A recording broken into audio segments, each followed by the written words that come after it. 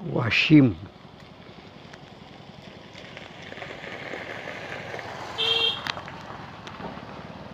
पावसाने रोडचे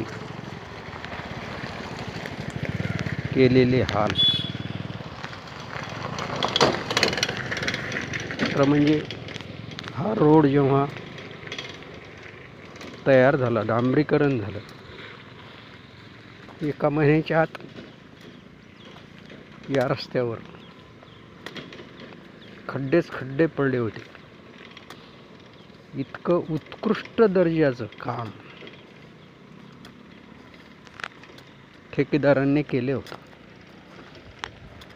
मग त्याला पॅचिंग केलं आणि अवघ्या 2.5-3 वर्षात सगळ्या रोडची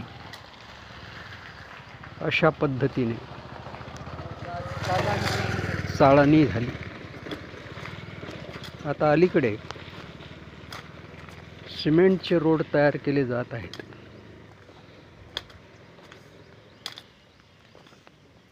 ते फार चांगले असतील असे नाही,